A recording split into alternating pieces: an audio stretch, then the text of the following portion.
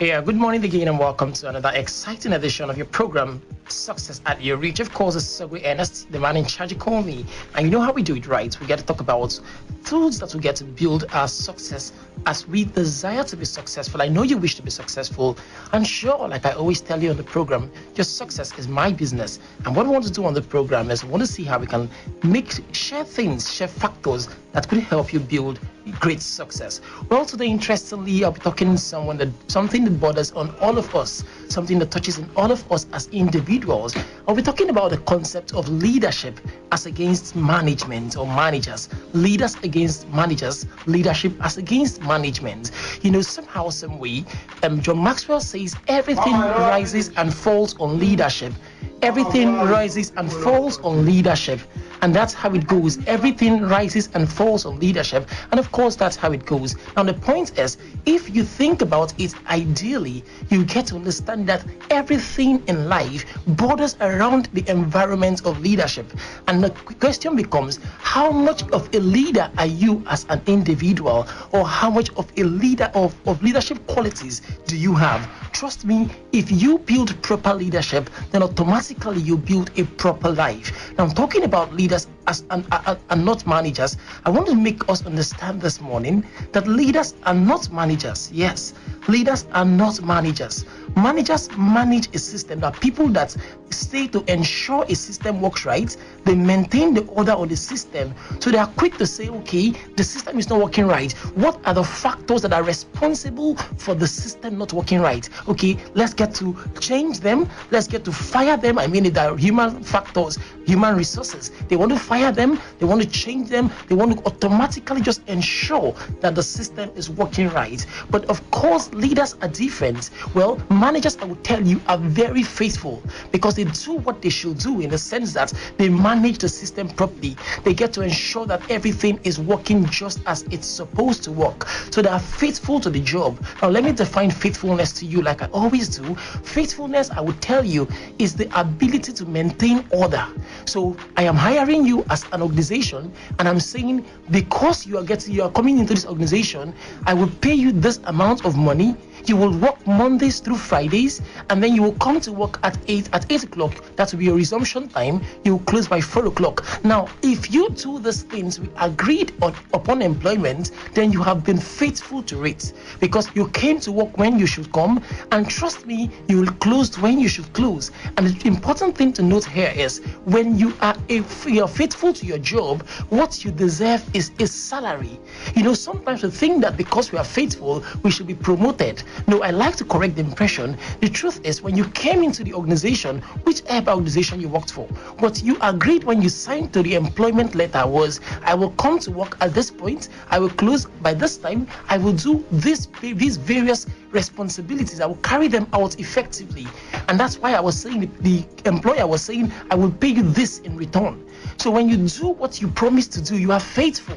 And what you deserve is your pay and not promotion. You know, that's about it. But there is something more to faithfulness, which I would tell you is fruitfulness. Now, fruitfulness is the ability to produce results in being faithful. Now, notice, faithfulness means I did what I should do.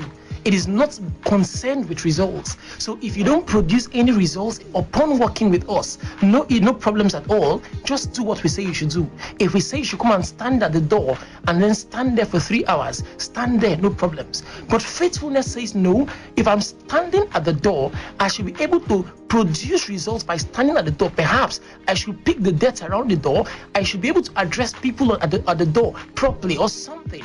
So faithfulness is about producing, maintaining a system, while fruitfulness is about growing the system. Trust me, managers are faithful. They are able to maintain the system, but leaders are fruitful. They are able to grow the system. So the aim of a leader is to better the system. Listen, I don't know, but I think we all have had leaders in our lives. And let's just try this for a minute. Let's try to think. Please close your eyes where you are. And let's imagine briefly. Let's think about all the people that we have worked under or that have led us in different capacities. Now let's think about the best of the leaders or the very best leader that we have worked with. Think about him or think about her. Think about what made him the best leader or what made her the best leader. Okay? While you're doing that, pause for a moment and let's think about the worst of the leaders we have worked with. I mean, the very worst. Now think about it. What do you think made them the worst leaders? Think about the things that they did that made them the worst leaders. If you are closing your eyes, you can open your eyes now and let's talk. Now, you agree with me that when you thought about the best leader, you didn't think about someone who was bossing you around, who was ordering you around, who was pushing you around. You thought about someone who was able to guide you and better you. You thought about someone who was able to say, no, this is how it should be done. No, you didn't get it right there. But if you do it like this and do it like this, you could produce better results. And then the worst leaders, trust me, I know you talk about that man or that woman that was shouting every day, my friend, do this thing right. This is how it goes. This is not, that's about it. And that paints the picture of a leader as against a manager. A leader is one who leads you. I define leadership often as lead that ship. It is leadership. I call it lead that ship. So leadership leads the ship. Leadership takes the ship from a point where they were to a point where they ought to be. I mean, it takes the ship from point A of their lives to point B of their lives. Yes. So now the question becomes, the people that you lead, the people that you follow, that follow you, how much are you taking them to, are you making them better? Because leadership makes you better. Now the question is, how much are you making people better?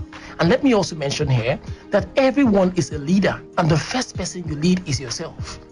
Yes, that is why you tell yourself, I will not go to class today, I will go to classes today. No, I am not driving out today, I would sleep in the house. Okay, I'm going to work by 8 o'clock. You are leading yourself in all of those actions. So the first person you lead is yourself. Now ask yourself, how much have I made you better?